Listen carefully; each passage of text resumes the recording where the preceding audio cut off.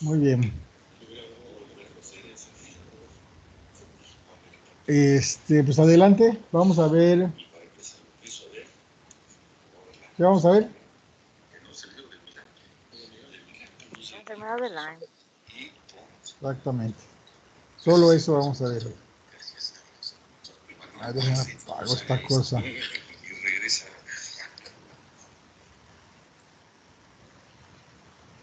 ¿Tienen examen esta semana? ¿De algo? Hasta el lunes siguiente. Hasta el lunes ya tenemos tiempo entonces. ¿Examen de qué tienen? Medicina interna. El segundo, ¿verdad? Sí, la segunda unidad. Muy bien. Entonces, por lo menos hoy y el miércoles van a estar tranquilos.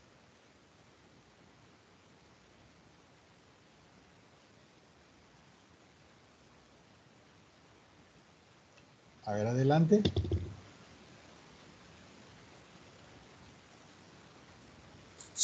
Disculpe, doctor, ¿puedo quedar en una fecha con el doctor Ortiz? No hemos podido hablar. El doctor Ok. Ortiz creo que estaba en Valladolid, encerrado en su hospital y no hemos podido hablar. Ni Está los bien. mensajes, le Disculpe. mandé un mensaje y no lo ha leído. Así que... Está bien, gracias. Pero antes de quedar con el doctor Ortiz, yo tengo que quedar con los otros dos profesores, porque ellos van un poquito más atrás de nosotros. Entonces tienen que decirme ellos más o menos en qué fechas terminan para que yo pueda quedar con el doctor Ortiz. O sea, primero debe quedar con el doctor Cedillo y con el doctor Arias, para que de ahí Está bien. arreglemos una fecha. Si no, no podemos, porque si arreglamos una fecha y no han concluido el tema de digestivo los otros dos grupos, no vamos a poder tener el examen. Ok, gracias. Bueno, adelante entonces. ¿Se ve en pantalla? ¿Se ve en pantalla? Sí, Sí se ve. ¿Se ve? Sí, Sí se ve. Adelante. Bueno, pues yo les voy a presentar enfermedad de Lyme. ¿Qué es? La enfermedad de Lyme es una zoonosis que forma parte del grupo de las borreliosis transmitidas por garrapata. Etiología. El agente etiológico en el ser humano van a ser al menos 8 especies del complejo Borrelia burgdorferi sensulato, de la familia de las espiroquetáceas. Principalmente los que van a atacar al ser humano va a ser Borrelia burgdorferi sensu stricto, Borrelia carini y Borrelia abseni, pero la que va a ser principal va a ser la sensu stricto. Se va a diferenciar de otras bacterias por su cromosoma lineal, sus múltiples plásmidos lineales y circulares y la presencia de bacteriófagos. Y el riesgo de contraer la enfermedad va a estar directamente relacionado con la prevalencia de las garrapatas, los reservorios infectados y la exposición a las zonas endémicas. El vector principal va a ser la garrapata del género Ixodes, o también conocidas como garrapatas duras. El hospedero van a ser mamíferos pequeños y grandes, reptiles y aves, y el ser humano es más que nada un hospedero occidental. La etiopatogenia. El crecimiento de las borrelias en las garrapatas está regulado principalmente por la expresión génica diferencial. La expresión de una proteína de superficie A en la bacteria va a provocar que se ligue a las proteínas intestinales del intestino medio de las garrapatas que no están alimentadas. Una vez que las garrapatas coman, la proteína se va a reprimir y va a permitir a la bacteria emigrar hacia las glándulas salivales y que se regule ahora otra proteína de superficie C, que va a ser esencial para la transmisión de la bacteria hacia pues los hospederos. Va a ser necesario que para que se transmita correctamente la bacteria, se fije la garrapata por 48 horas. Es bastante probable que la borrelia prolifere localmente en la piel durante toda la infección, pero también puede replicarse y migrar a la totalidad de tejidos, empezando cerca del lugar de la mordedura. Una vez que llegan a la sangre se va a diseminar y llegar inclusive hacia hasta las articulaciones. La epidemiología está distribuida en la mayoría de países europeos, algunos de Asia, y hay 3 zonas de Estados Unidos. A ver, deténgase un momentito para que veamos. A ver, vamos a ver. Eduardo, a ver, ¿qué utilidad clínica tendría saber esto que, bueno, ¿qué nos acaban de decir, Eduardo? Sobre que tiene que estar 48 horas para que se pueda dar la infección. Esa es una. ¿Que tiene que estar quién? O sea, que la garrapata se quede 48 horas pegada a los Ixodes. Ese es uno de los conceptos. Y para que aumente la probabilidad de que el vector transmita la infección, tiene que estar fijo 48 horas. ¿Qué importancia tendría esto? ¿Quién puede tener fijo una garrapata 48 horas? Sin que pues se dé cuenta. ¿O un cuál sería la condición para tener fijo una garrapata 48 horas sin que te des cuenta? pues no sé, a lo mejor un bebé o una persona, un adulto mayor, tal vez. Bueno, eso sí, estamos bien, pero resulta que las garrapatas, ¿dónde están? Un bebé está en el lugar donde están las garrapatas. No, Probablemente un adulto mayor, si no está muy mayor y es medio travieso, sí. ¿Sí? Pero hay que estar en el lugar donde están las garrapatas y las garrapatas están, pues si no tenemos muchos perros, están lejos de la casa, ¿no? Entonces, ¿cuál sería una condición para que sea la garrapata pueda estar allá pegadita sin que nadie se dé cuenta? Sí, está bien, estoy de acuerdo contigo. Si le cae una garrapata a un bebé, ahí la va a tener hasta que el papá se dé cuenta. Y si le cae un viejito, pues también. Pero a lo mejor puede ser alguna condición de la garrapata, que no esté muy grande, ¿verdad? Si vas a caminar al bosque, ¿no? Bueno, esa es la otra. Al ser el vector, hay gente que por su oficio o por su manera de divertirse puede ser un factor de riesgo, pero ahorita vamos a hablar de eso. Entonces, Personas sin hogar.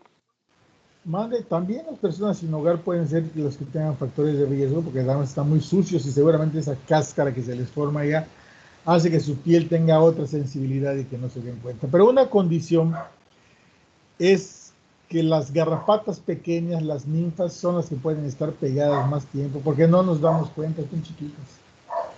Entonces la probabilidad de transmitirse la infección entre una garrapata grande y una garrapata chica es diferente. El riesgo es mayor cuando la garrapata es pequeña, cuando todavía no es una adulta totalmente, es cuando pueden estar más tiempo pegadas a la piel sin que nos demos cuenta. Eso no quiere decir que las garrapatas grandes no la pueden transmitir. Y ya nos dijeron otra cosa, que puede ser una enfermedad relacionada con el qué hacer. Ese qué hacer puede ser un trabajo o puede ser una recreación. ¿Sí? Muy bien, entonces, ¿qué otra cosa nos puedes decir? Bueno, la enfermedad de Lyme representa el 90% de infecciones por garrapata y ya había mencionado que los vectores principales eran las garrapatas duras. Y especialmente entre todas las especies de garrapatas van a estar la Ixodes escapularius, que acá en América es muy común y va a ocupar hasta el 90% de infecciones por garrapata. Digo, por Lyme. Los hospedadores principales van a ser el ratón de patas blancas, que va a albergar a la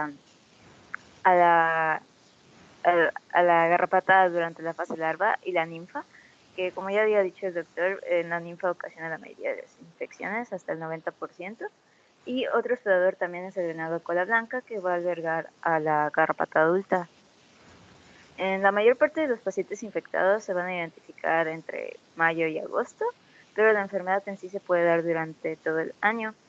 Y aquí en México los principales vectores se pueden encontrar en el noreste del país y en la Ciudad de México, y otras zonas también donde podemos encontrarlos va a ser la costa del Golfo y acá en la península de Yucatán.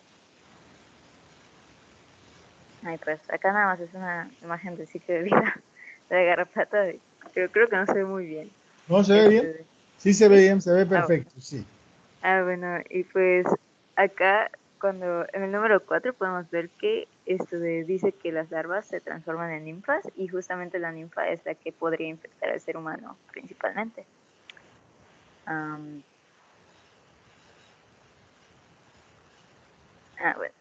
el cuadro clínico. En sí, todo el cuadro clínico va a tener un amplio espectro, puede ser desde asintomática hasta tener una gama extensa de manifestaciones, y todas de los síntomas y manifestaciones se van a dividir en dos estadios. El estadio temprano, que va a ocurrir entre días a semanas después de la mordedura, y el estadio tardío o crónico, que va a ocurrir meses o años después del estadio temprano. En los mecanismos de acción en sí de cómo actúa la bacteria va a ser principalmente va a reducir la respuesta inmunológica específica. La bacteria no tiene mucha especificidad, por lo que va a permitir que pueda colonizar una amplia variedad de tejidos, y sus flagelos también le permiten moverse mejor entre los tejidos, por lo que va a haber una gran afectación multiorgánica. El estadio temprano localizado va a tener un periodo de incubación de 3 a 30 días, y se va a manifestar de la enfermedad como un eritema migrans en un principio en este estadio. El eritema migrans va a ser, entre todos los casos, en el 60% al 80% del ciclo inicial. Se va a acompañar de cefalea y fatiga, o también por fiebre y altragia.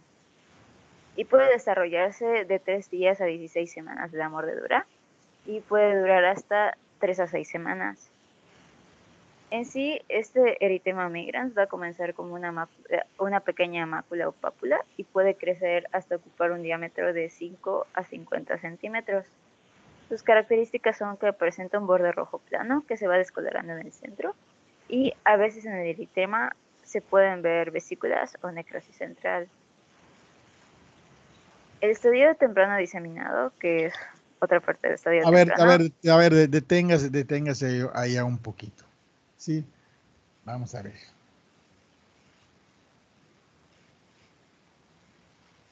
A ver, Juliani. Ya nos acaban de decir que la clave para el diagnóstico, ¿sí?, la observación clínica que nos sugiere es el eritema migrans, ¿sí?, que tiene una imagen en blanco de tiro. Empieza como una papulita y luego va creciendo y alrededor se va poniendo pálida, y nos parece esos discos que se usan para el tiro al blanco, es blanco de tiro, o tiro al blanco, como quieran decirle. ¿Dónde es el primer sitio donde aparece esta imagen en el cuerpo antes de que se disemine? En la etapa localizada. ¿Dónde lo encontramos por primera vez? Y a veces puede ser por única vez.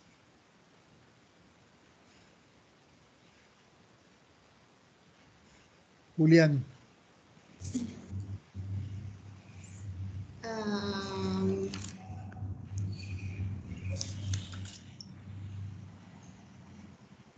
Ahí está bien puesto.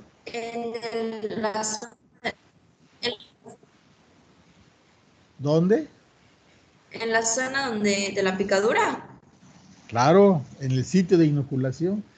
Sí, si nos regresamos un poquito más allá. Sí, claro, es que es muy importante que presten atención de los detalles de la presentación, que hay cosas que están, pues, digamos, guardadas, ocultas, pero son muy importantes. Cuando nos habló de la fisiopatología, nos dijo que el sitio de lo primero que ocurre es cuando nos inoculan el agente etiológico, es que hay una replicación local. Esa es la forma localizada de la enfermedad. Donde está la replicación local es donde habitualmente aparece la primera lesión, de la forma localizada. Esto no quiere decir que no hayan datos de enfermedad sistémica, sí los hay, ¿sí? Pero digamos que el agente etiológico está confinado todavía al sitio donde fue inoculado. Entonces es muy importante recabar ese antecedente en muchos de los casos de haber sido agredido o parasitado por garrapatas, porque eso nos da la clave para el diagnóstico. Si se nos van pasando esos detalles clínicos, probablemente nos demos cuenta de la enfermedad en la fase de diseminada o no nos demos cuenta y ya lo encontremos en una fase de cronicidad, donde el cuadro clínico ya es más difícil, donde el diagnóstico diferencial ya lo tenemos que hacer con otras cosas y donde la eficacia del tratamiento pues ya no es igual que cuando lo damos en las fases localizadas o en la fase temprana de diseminación, y ya el tratamiento cambia, es totalmente diferente, ¿sí? Adelante.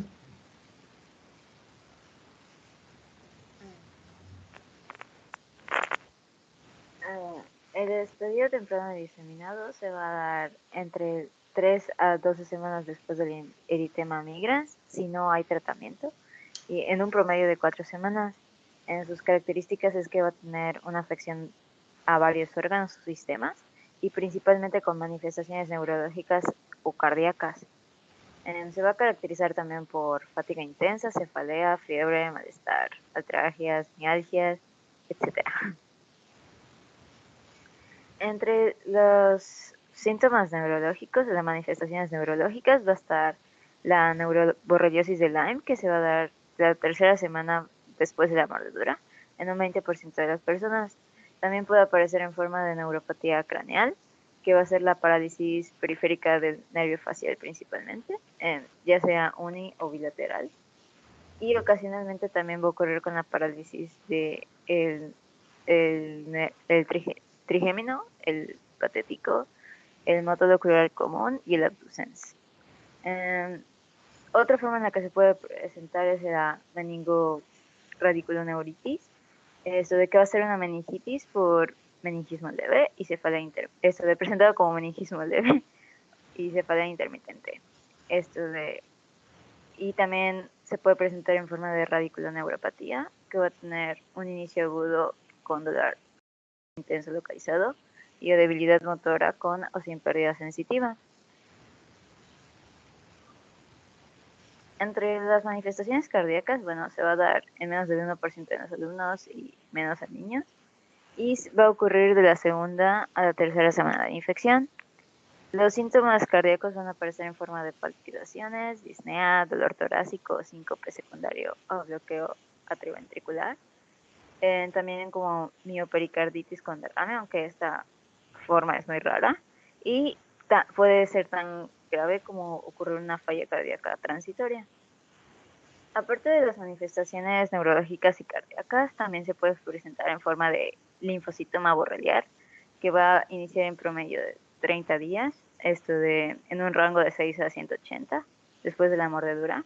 Es muy rara su manifestación y en sí sus características es que es una lesión cutánea anular rojo violáceo,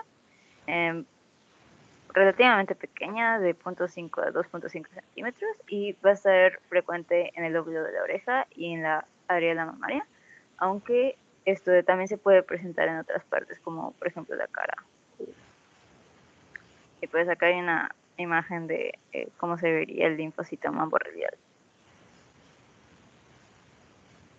En el estadio crónico, como ya había dicho, va a ser evidente de meses a años, principalmente de 6 meses hasta años después de infección, y se va a dar en el 60% de los pacientes no tratados. Se van a manifestar en forma de artritis, que va a aparecer hasta antes del año en un promedio. Esta artritis es migratoria, de mono u oligoarticular, va a ser asimétrica y va a durar aproximadamente 3 meses. Principalmente esta artritis va a aparecer en la rodilla, aunque no es la única articulación en la que puede aparecer. También puede aparecer en forma de neuropatía periférica, en forma de parestesias, dolor radicular y déficit sensitivo, pero el déficit sensitivo es bastante raro. Otra forma en la que se puede presentar es como encefalomielitis, que va a ser la inflamación unio-multifocal, en forma de manifestación de inflamación unimultifocal, perdón. Va a ser lentamente progresiva y va a afectar principalmente a la sustancia blanca y esto de. También se puede presentar en forma de demencia y en forma de acrodermatitis crónica atrófica, que es una lesión atrófica de la piel en el mismo sitio donde ocurrió la mordedura. Bueno, acá hay una imagen de cómo sería la acrodermatitis crónica atrófica. Okay. Sus complicaciones, principalmente las complicaciones de Lyme va a ser la inflamación crónica de la articulación y pues como ya habíamos dicho que la principal que se afecta es la rodilla, pues especialmente en la rodilla. Otras complicaciones van a ser los síntomas neurológicos y que persista la parálisis facial y también las neuropatías. Defectos congénitos como el deterioro de la memoria y también irregularidades en el ritmo cardíaco en caso de que haya manifestaciones cardíacas. Otra de sus complicaciones va a ser el síndrome post-tratamiento de la enfermedad de Lyme, que van a ser síntomas residuales debilitantes incluso después del tratamiento con antibióticos. A menudo estos pacientes van a experimentar dolor crónico en los músculos, articulaciones o nervios, y las complicaciones de este síndrome van a ser similares a las respuestas autoinmunes después de las infecciones en general. El diagnóstico. El diagnóstico tiene sus limitaciones debido a que muchos signos y síntomas de la enfermedad de Lyme se pueden encontrar en otras enfermedades, así como que las garrapatas que transmiten Lyme también pueden transmitir otras enfermedades, pero uno de los principales problemas va a ser que el eritema migrans no se va a presentar en al menos un cuarto de la población infectada. Entonces, como es un signo característico, es muy difícil diagnosticar. El abordaje va a ser, en caso de que no se presente este eritema migrans,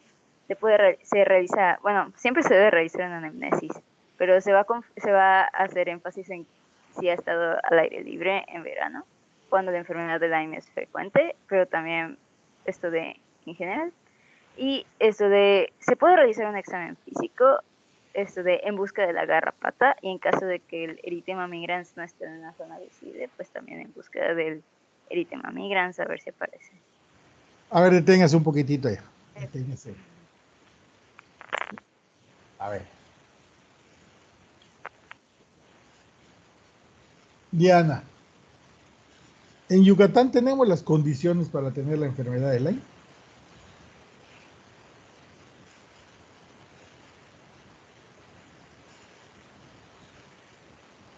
Diana.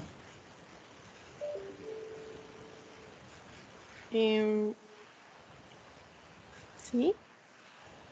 ¿Por qué sí, Diana? Claro, la respuesta inmediata solo puede ser sí o no, pero detrás de ese sí o no debe haber una razón. ¿Por qué sí? Por el clima. Tenemos un clima cálido. ¿Pero qué tiene que ver el clima aquí? Que favorece pues la... ¿Cómo digo? A ver, la humedad. El clima favorece. Sí, se me fue. Favorece el crecimiento de la garrapata. A ver, vamos a ordenar el pensamiento. Bien, a ver, ¿qué necesitamos? ¿Qué elementos necesitamos? Nos estamos adelantando un poquito al cuadro clínico de la historia natural de la enfermedad, pero es importante que las cosas no nos las aprendamos de memoria porque se nos olvidan, ¿sí? Entonces lo que tenemos que buscar aquí son elementos para que no se nos olviden las cosas, o que no se nos olviden todas por lo menos, y podamos pues tener ahí un auxilio de dónde ir a buscar o qué hacer, ¿no? ¿Cuáles son los elementos que se requieren para que esta enfermedad esté presente? Bueno, un elemento que es imprescindible es que haya humanos, porque si no, no estaríamos hablando de la enfermedad. ¿Sí? En todos los casos, en los que veamos nuestra historia natural de la enfermedad, un elemento que siempre estará presente serán los humanos. ¿Qué otras cosas necesitamos que estén presentes para que ocurra esta enfermedad? ¿El vector? El vector. ¿Tenemos al vector en el estado? Sí. Sí lo tenemos. ¿Qué otra cosa falta? En los animales donde El reservorio. está, El sí, reservorio. Entonces tenemos al humano, tenemos al vector. Y del reservorio, ¿tenemos? sí, creo que mencionó el venado cola blanca. Sí, el venado cola blanca en el norte del país es un elemento muy importante. Y también dijo otro que también tiene las patas blancas, El ratón. el ratón. ¿Sí? Y esos son los nichos ecológicos. Hay otros, hay otros. Y bueno, creo que venado cola blanca ya nos los comimos todos, ¿verdad? Sí. Pero ratones, que no son exclusivos del ratón de patas blancas, tenemos ratones por todos lados. Y tenemos otros vertebrados que pueden ser infectados y que también son parasitados por la garrapata. Entonces, digamos que tenemos las condiciones en el estado para, para tener la enfermedad. Sin embargo, déjenme decirles que yo nunca he visto ninguna, ¿eh? Por alguna razón, porque no lo sé, porque se me ha pasado, porque se me ha olvidado. Pero ahorita ustedes van a hacer una búsqueda en internet a ver qué encuentran, ¿sí? De Yucatán, a ver qué es lo que está pasando acá, ¿no? Claro que en el norte del país se da una condición, es una zona más ganadera, ¿sí? Es una zona más donde la gente está más en el campo, porque aquí el campo de nosotros es un campo muerto, ¿no? Ya no hay campesinos, se acabaron, ¿no?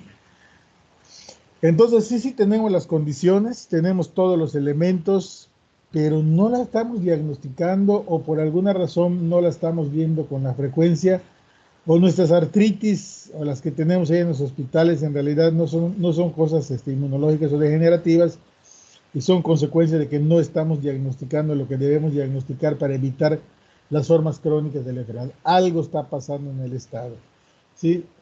Así que nos tenemos que poner abusados y ahorita ustedes van a hacer una búsqueda en 5 minutos, a ver, 5 o 10 minutos, a ver qué encuentran de Yucatán, ¿sí? Adelante. Bueno, el diagnóstico en laboratorio va a ser el cultivo realmente no se usa mucho porque tiene un bajo porcentaje de aislamiento, y las que se utilizan principalmente van a ser las técnicas serológicas. Bueno, microscopía, como ya había dicho, pues no está recomendado porque pues el cultivo no sirve de mucho. Pero va a ser como que un punto de comparación con las demás pruebas. En sí va a ser útil en las biopsias de piel de eritema migrans primario, con una sensibilidad hasta del 50%. Cuando hayan lesiones cutáneas secundarias, hasta una sensibilidad del 85%. Pero una vez que se avanza de estadio en temprano diseminado, la sensibilidad va a bajar hasta un 48%. En la histopatología, pues las biopsias de eritema migrans, que se van a utilizar principalmente tinciones de plata o inmunoperoxidasa. La serología. Van a hacer principalmente los estudios ELISA y Western Blot, de inmunoglobulina M o G, pero va a tener sus limitaciones. En sí, el estudio ELISA va a depender del estadio, pero también es problemático porque los antibióticos pueden alterar el resultado y hay reacción cruzada con otras bacterias, principalmente espiroquetas, y enfermedades autoinmunes. La más común de las reacciones cruzadas va a ser con la sífilis, por ello se debe de realizar también una prueba no treponémica y va a haber variabilidad entre las genespecies. La prueba Western Blot va a servir principalmente para confirmar el ELISA porque va a aumentar su especificidad hasta un 95%.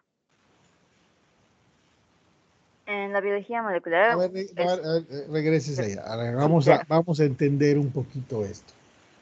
Entonces, aquí lo que nos tienen en esta diapositiva es que para hacer el diagnóstico En presencia de cuadro clínico, es relativamente fácil interpretar los resultados de la prueba. ¿Sí? En la diapositiva anterior nos habló de una prueba histológica donde cuando tenemos el exantema, ¿sí? La lesión, le podemos hacer una biopsia y en una tinción especial, si ¿me la pone? Pone la anterior. Y en una tinción especial podemos ver esas estructuras espirales en la dermis superficial.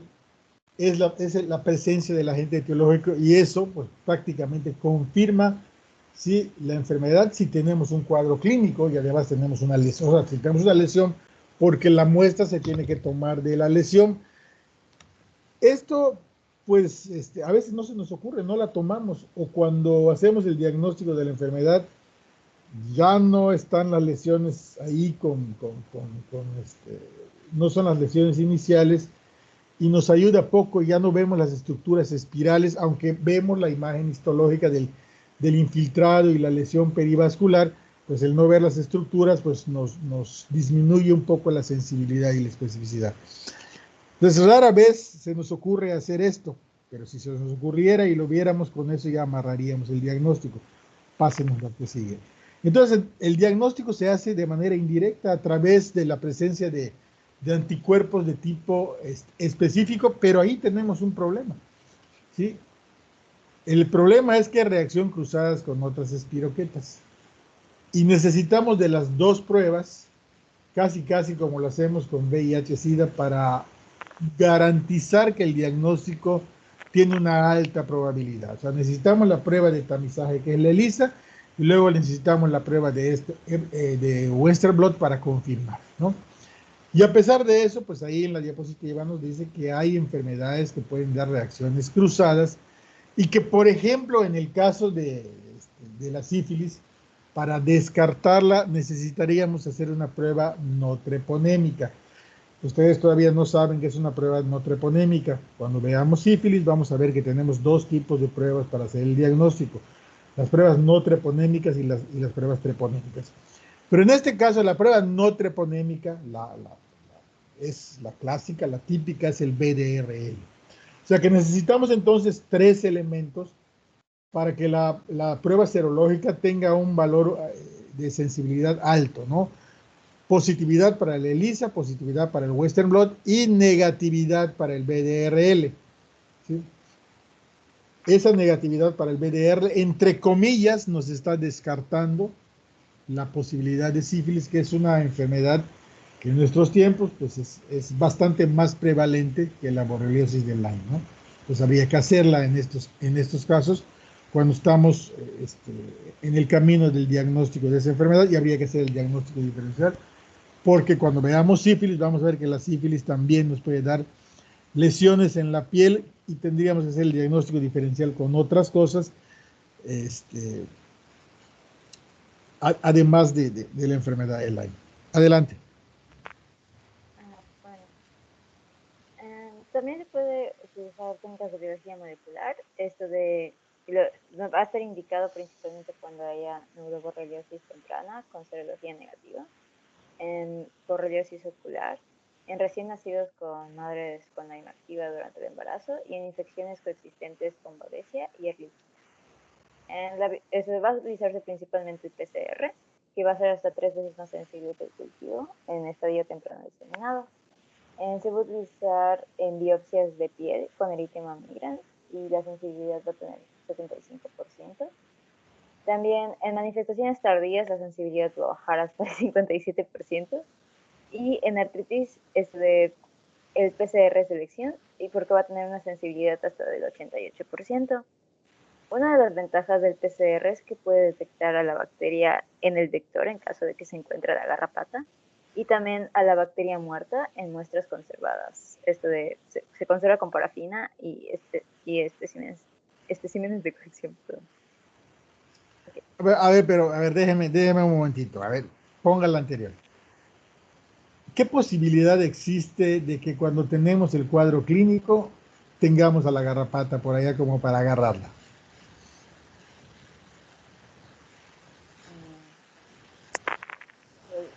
imagino que baja.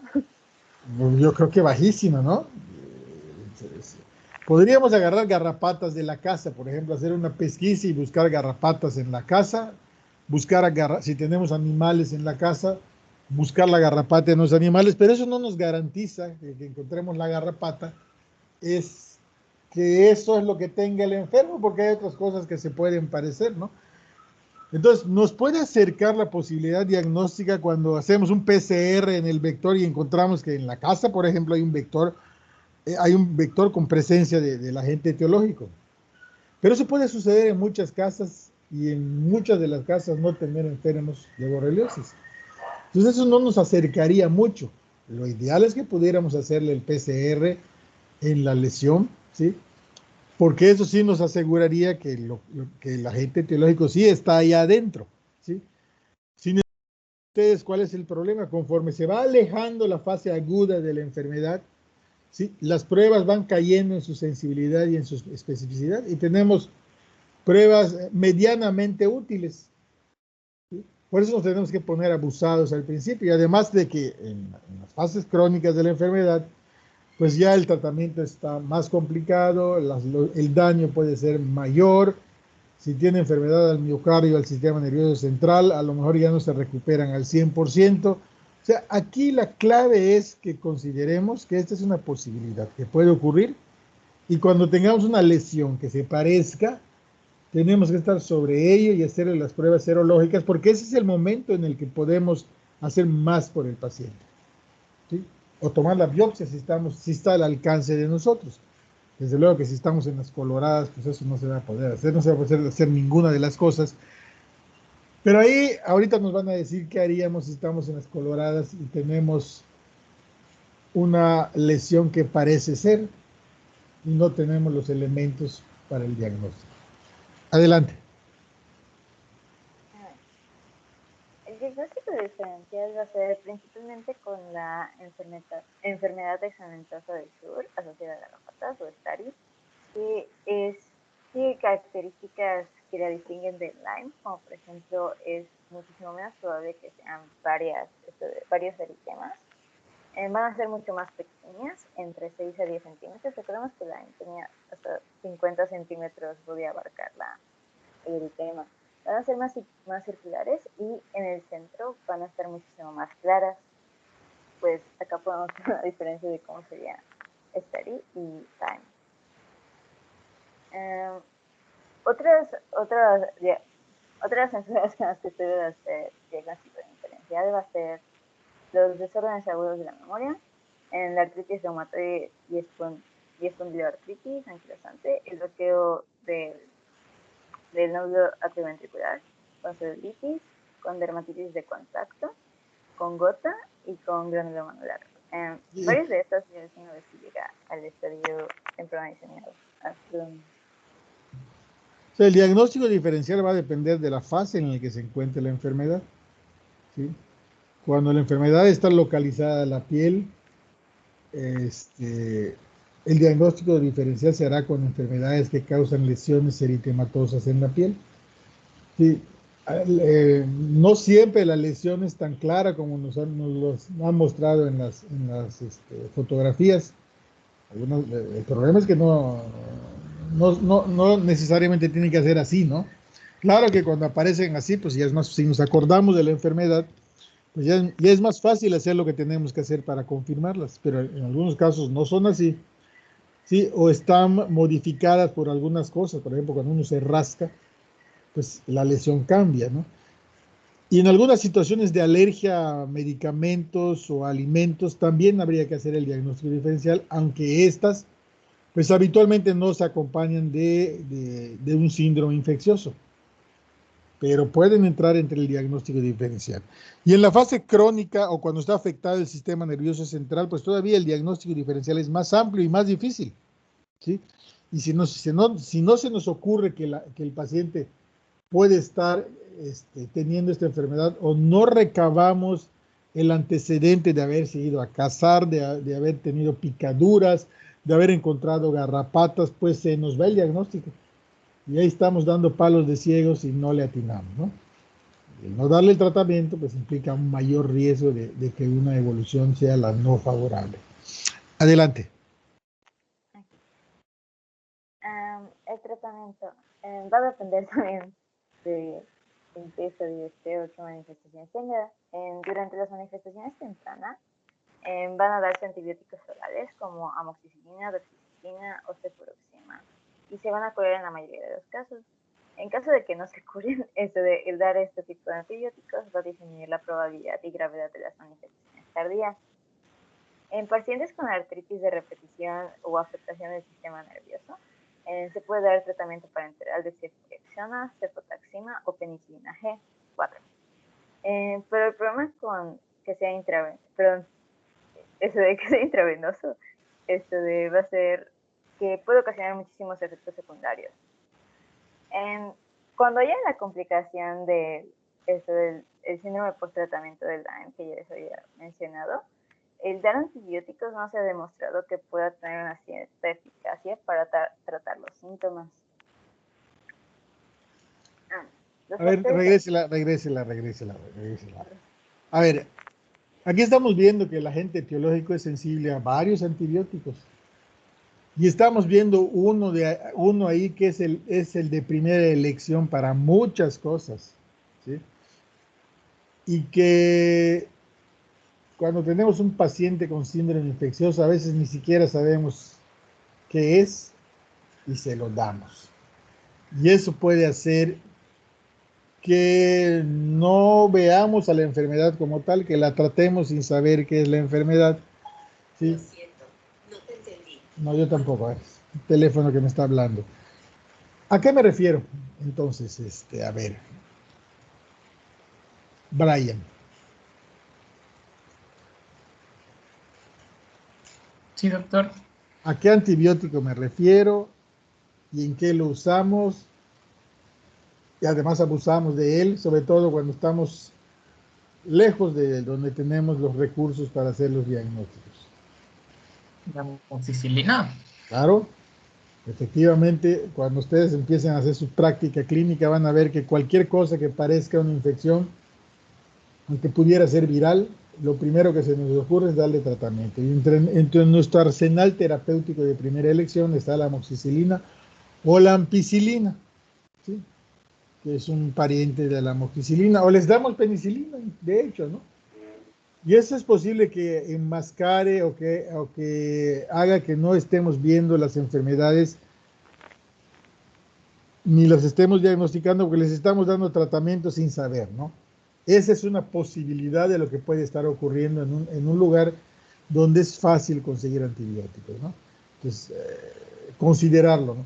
Y eso es lo que tendríamos que hacer en las coloradas, ¿no? Cuando tenemos un paciente con sospecha de esta enfermedad, pues no tenemos los recursos diagnósticos, lo que tendremos que hacer es darle el tratamiento y si hay alguna oportunidad, podríamos hacer el diagnóstico en retrospectiva, aunque ya nos dijeron que el tratamiento puede modificar la respuesta inmunológica del paciente y entonces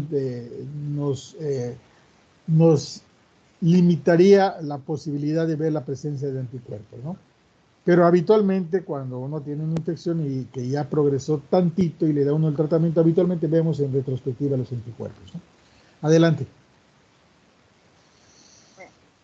Los factores de riesgo van a ser pasar tiempo en zonas boscosas o con pestes, tener la piel expuesta cuando se vaya a esos lugares, que no se quiten las garrapatas de manera inmediata o de manera adecuada, y actividades como el montañismo, la jardinería, el campamento, la pesca, la caza en áreas infestadas de garrapatas.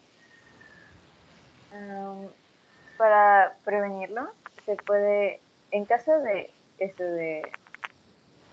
haya exposición al insecto vector o al insecto o al vector, se puede disminuir usando insecticidas, aplicando repelentes para insectos en la ropa, utilizando ropas protectoras. En casa sería eliminar los arbustos y hojas donde viven las garrapatas y cortar el césped periódicamente. En caso de que se maneje madera, sería colocarla en zonas secas y soleadas para ahuyentar roedores. Después de cada salida también al campo o a cualquiera de las zonas que ya había mencionado, que son de de riesgo sería inspeccionar el cuerpo y en caso de que hayas llevado a tu mascota, también de tu mascota en busca de garrapatas. También sería quitarse la garrapata de manera adecuada con pinzas, y no utilizar remedios caseros, como por ejemplo prenderle fuego.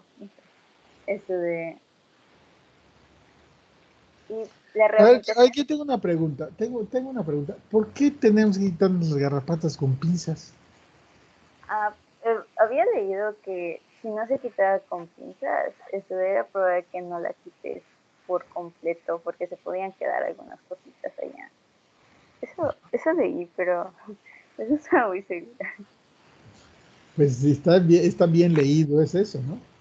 Si la quitamos y se queda ahí la cabeza pegada, donde están las glándulas salivares del vector, pues ahí sigue siendo un foco de infección. Entonces va a estar pegada por más de 48 horas, que eso es el riesgo, ¿no?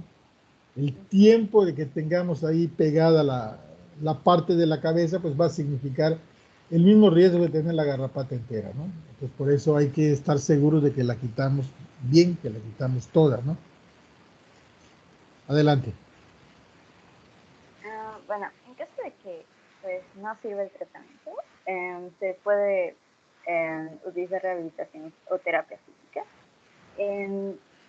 Las intervenciones de esta rehabilitación o terapia física van a ser masajes, terapia de vibración inicial, con modalidades que incluyen eso de ultrasonido, el calor húmedo, también parafina.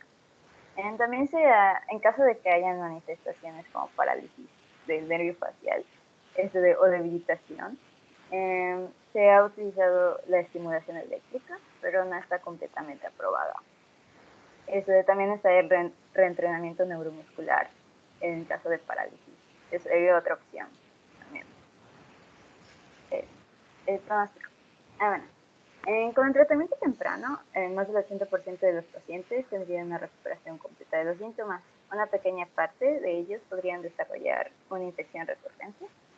Y los pacientes que reciban tratamiento tardío es muy probable que se desarrollen o persistan los síntomas neurológicos y musculoesqueléticos.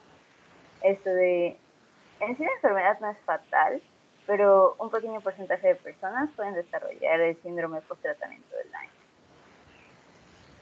Y pues la historia natural. ¿Usted la hizo o la tomó de algún lugar? No encontré, así que pues yo la hice. Pues mejor todavía, ¿no? Adelante. Pues, ya es todo. Vamos a ver esa historia natural. Bueno, durante el periodo patogénico, el agente pues ya había mencionado que iba a ser la espiropita o la Borrelia burgdorferi sensato. El principal vector va a ser la garrapata de género Viscodes o de la garrapata dura. El huésped, en este caso, accidental va a ser el ser humano, pero también ya habíamos mencionado que podría ser otros, como por ejemplo el venado, los mamíferos, etc. En el medio ambiente, en sí van a ser zonas con altos de pastos, árboles y con garrapatas, ratones o el venado cola blanca, principalmente durante mayo-agosto, pero se puede dar en todo el año. La prevención primaria pues van a ser el uso de insecticidas, de repelentes, las ropas protectoras y todos los que había mencionado. En el periodo patogénico, durante la etapa subclínica, el periodo de incubación va a ser de 3 a 30 días después de la mordedura y el diagnóstico es difícil, pero principalmente se pueden utilizar los serológicos como ELISA, PCR y Western blot. En el periodo temprano localizado, ya van a aparecer el eritema migrans y levemente el malestar general, la fatiga, la cefalea, fiebre, escalofríos, dolores musculoesqueléticos, etc. En el estadio temprano de examinado van a ser las afectaciones neurológicas, la fatiga intensa, la cefalea, fiebre, malestar, altragias, lesiones secundarias, el linfocitoma borrelial y las alteraciones ópticas.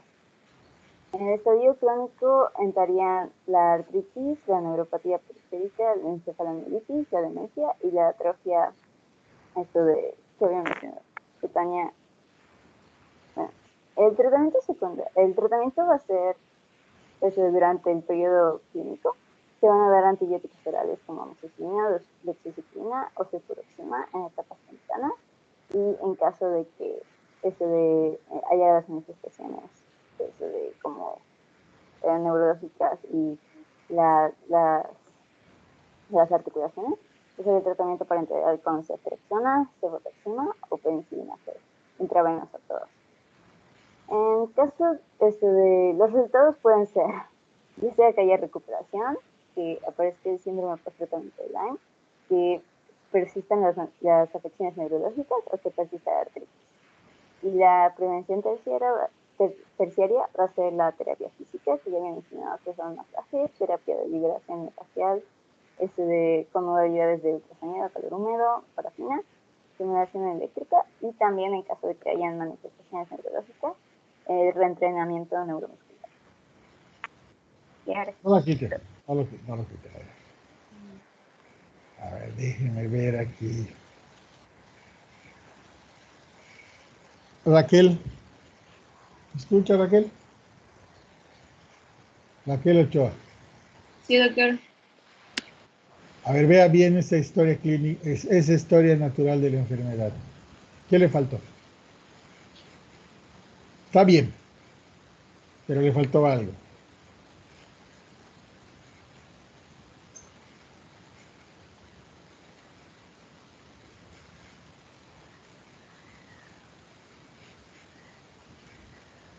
¿Nada, Raquel? ¿No lo identifica?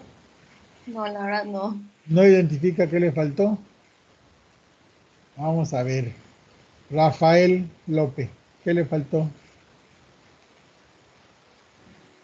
Pues yo la verdad tampoco le veo que se Le haya falta podido una faltar. raya. Ah, del horizonte clínico. Claro. Están Ah, todos bueno. los elementos, todos están. Pero ahí donde dice subclínico, debería ir un poquito más abajito y una raya que divida los subclínicos de los demás. Pero todo está bien, ¿no?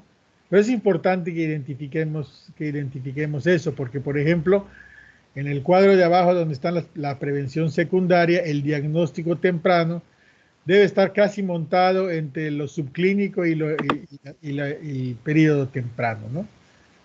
Pero el cuadro está bien, le falta la raya del horizonte clínico. A ver, nada más para estar seguros de que estamos sobre la jugada. A ver, Nailesi, ¿cuáles son los datos clínicos de parálisis facial? Ya nos dijeron que una de las complicaciones o de una de las manifestaciones que además es bastante común que la veamos, no solo por este agente etiológico, sino por infecciones virales, o sea, posinfecciosa. Entonces, cuando vemos una parálisis facial, tendríamos que hacer el diagnóstico diferencial entre algo posinfeccioso, algo viral, o una borreliosis de Lyme. Y a veces es tan aparatoso el cuadro que lo primero que nos llama la atención es eso, ¿no? ¿Cuáles serían los datos clínicos de una parálisis facial?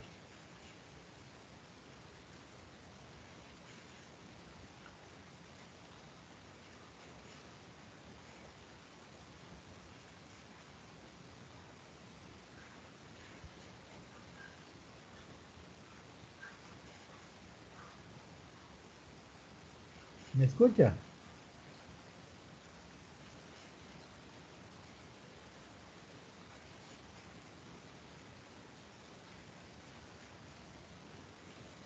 ¿Qué pasó?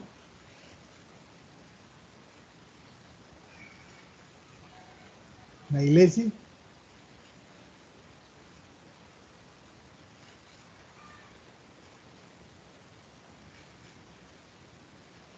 A ver, David Landero.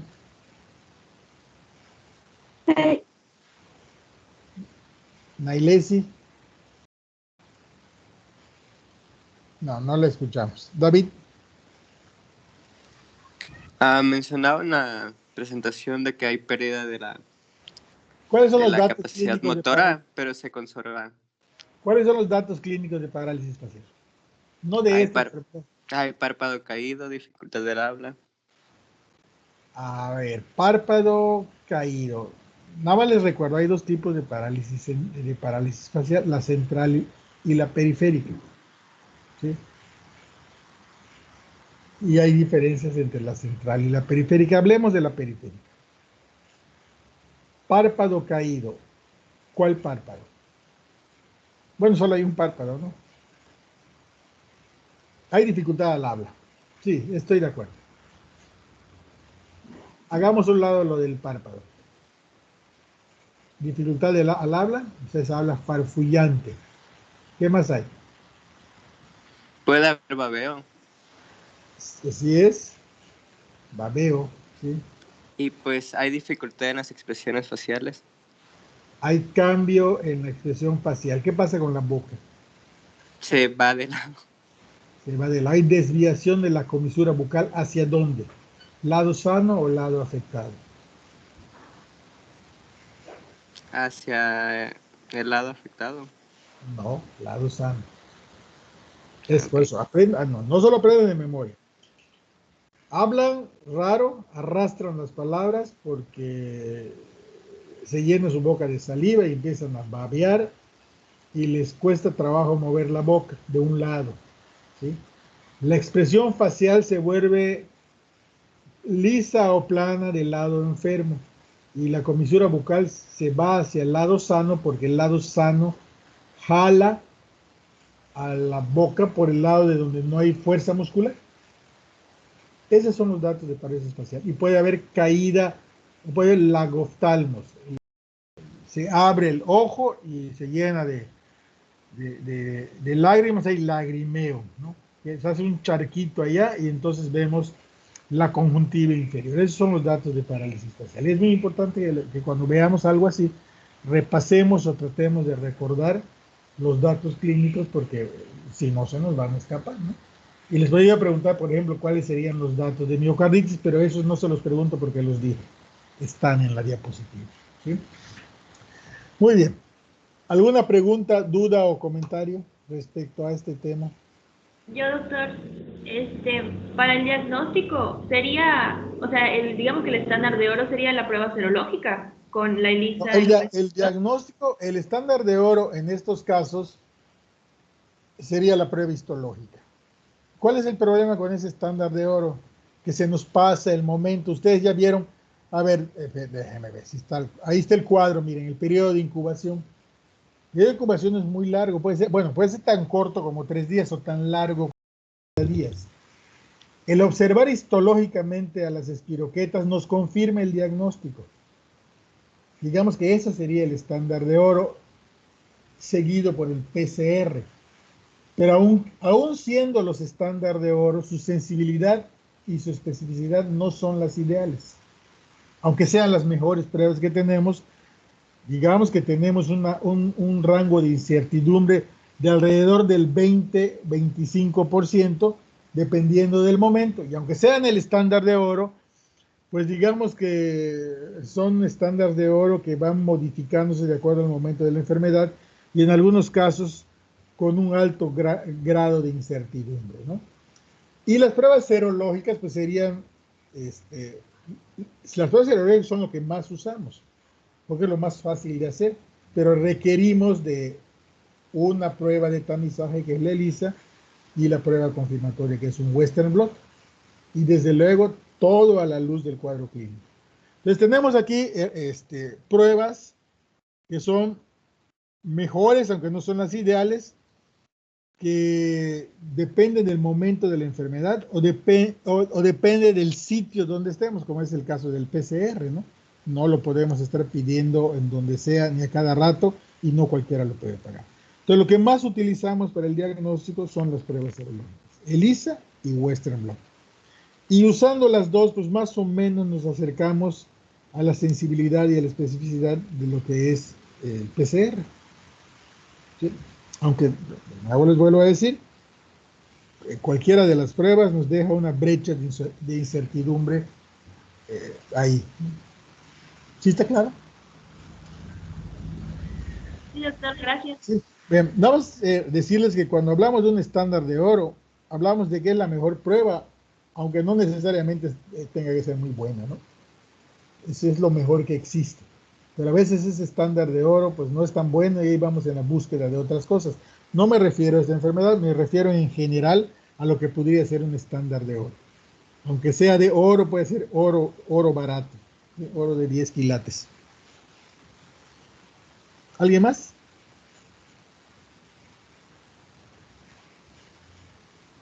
Muy bien, entonces creo que con esto terminamos la parte de piel. A ver. Así es. Y vamos a empezar con la parte de tubo digestivo. ¿Sí? Vamos a ver gastritis por Helicobacter pylori.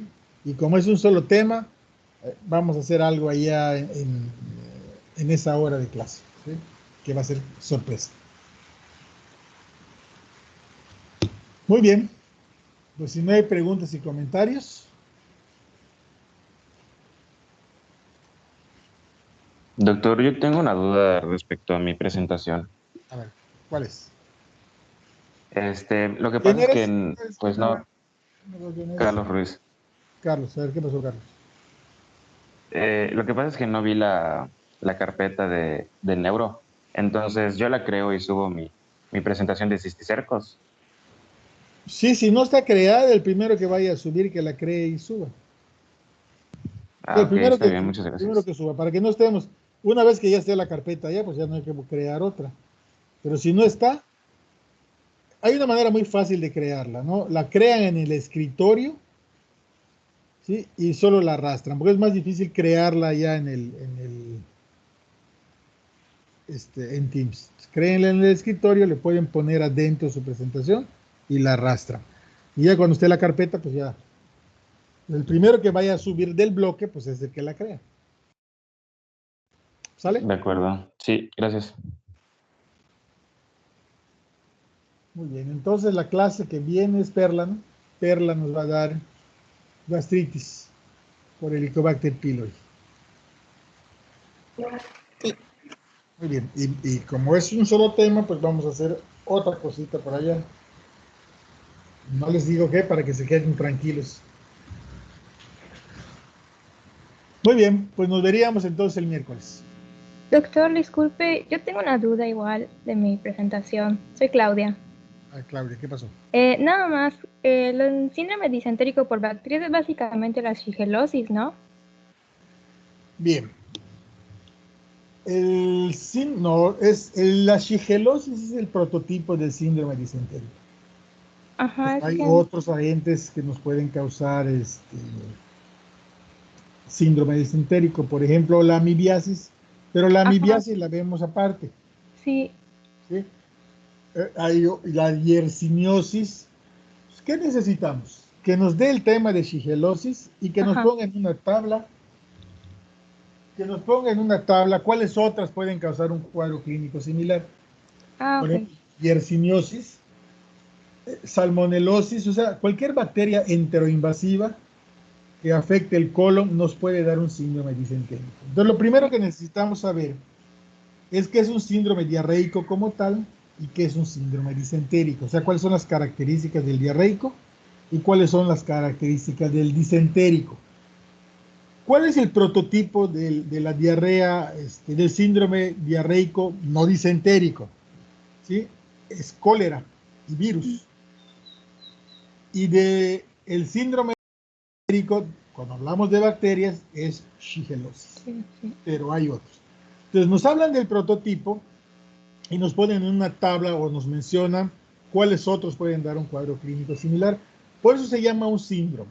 ¿Sí?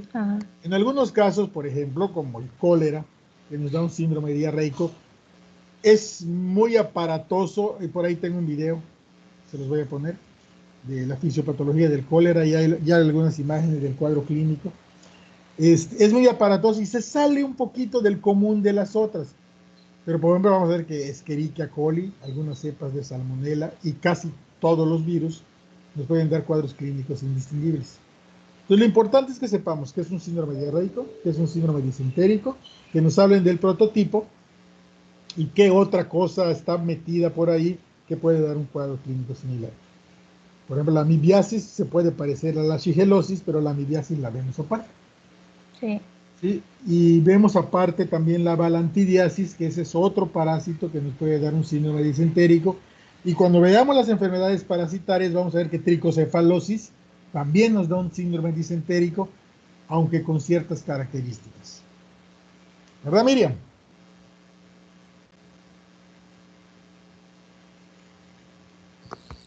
Sí, doctor. Sí. Ya preparó su tema, ¿verdad? Ya la subí, doctor. Ya La subí. subí el sábado. Ahí tenemos un síndrome disentérico que es por parásitos, pero eso no lo vamos a ver como enfermedad separada, ¿no? Pero sí es muy importante que ubiquemos los dos síndromes y que ubiquemos cuáles son los agentes etiológicos. Ese es el chiste de este tema. En realidad, que ubiquemos cuáles son que pueden estar metidos en cada síndrome, aunque nos hablen del prototipo. Porque cuando veamos el tratamiento, vamos a ver que más del 80% de las enfermedades diarreicas se resuelven espontáneamente con tratamiento sintomático. Y eso es otra cosa importante que vamos a estar diciendo a cada rato, ¿sí? Para no estar metiendo la pata. Y solo en ciertos casos y bajo ciertas condiciones, como es tener un síndrome disentérico, estamos autorizados a que de entrada le demos algún antibiótico o algún antiparasitario, dependiendo de lo que estemos pensando en su momento, ¿no? ¿Sale? Ok, doctor, gracias. ¿Alguien más? Ahora yo pregunta igual, sí, sí, doctor. ¿Quién Pues eres? ya que Brian Acevedo. Sí, Brian. De Ya los hecho, a voy mí me identificando. tocó. A mí me tocó síndrome diarreico. Y también me surgió la misma duda porque yo pensé que síndrome disentérico también era la shigelosis, entonces como que ahí tuve un pequeño medio conflicto. Y acá en el Comate, en cuanto a las manifestaciones clínicas, de hecho te dice que en realidad los datos clínicos observados en las gastroenteritis pues pueden dividir síndrome disentérico, síndromes infecciosos y las complicaciones. Entonces yo cuando hable de síndrome diarreico solo voy a poner como tal el síndrome diarreico, las manifestaciones, ¿no? Porque síndrome disentérico ya entraría como diagnóstico diferencial o... Sí, mira, lo que necesitamos es que lo primero es que nos pongan cuáles son los datos clínicos de uno y otro, ¿sí?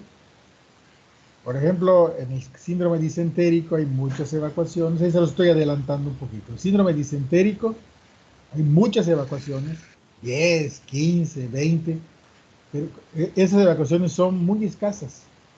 Van acompañadas de tenesmo y tubo rectal, y mucho moco y sangre. Y rara vez se deshidrata el paciente porque no tiene grandes pérdidas de líquidos. Son poquitos. Van acompañados de tenesmo y pujo. ¿Por qué? Porque la bacteria, ahí va la otra diferencia, la fisiopatología. El cuadro clínico depende de la fisiopatología. En el síndrome diarreico como tal, las evacuaciones son abundantes en líquido. El cólera es el ejemplo.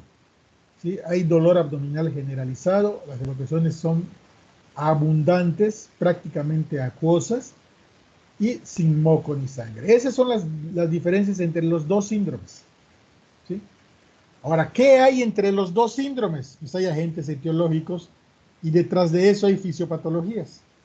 Por ejemplo, los que tienen el síndrome diarreico generalmente son mediadas por toxinas o por daño al epitelio que impide la absorción, como sucede con los virus o como sucede con el cólera.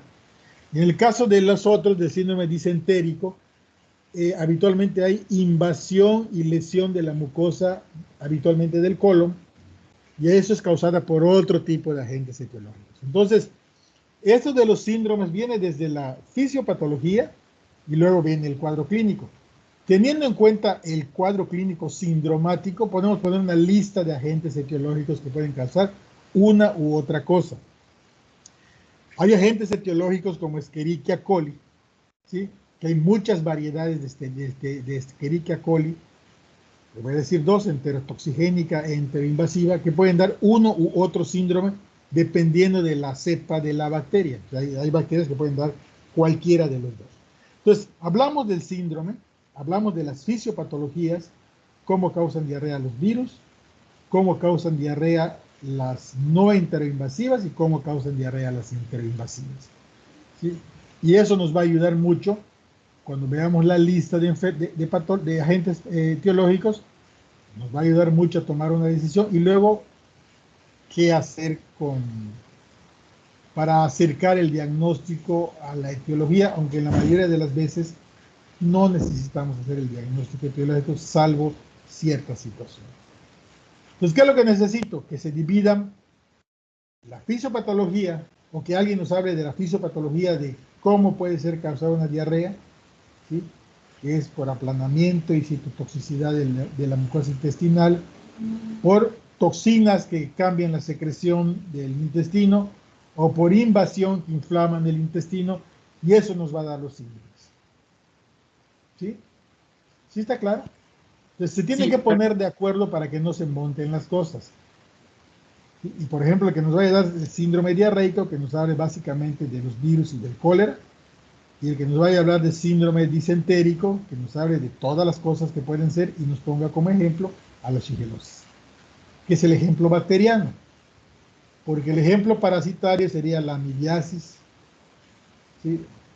O sería, hoy se me escapó, lo que nos va a dar Miriam, ¿sí? ¿Sale? Sí, doctor. Bueno, si viene revuelta el tema, yo lo voy ordenando a lo largo de la clase, no hay ningún problema. ¿Sí? Bueno, ¿alguien más? Nos vemos el miércoles entonces. Que tengan un bonito día. Igualmente, doctor. Igualmente, Gracias, doctor, doctor, muchas igualmente. gracias. Igualmente, doctor, hasta Gracias, luego. doctor. Gracias, doctor.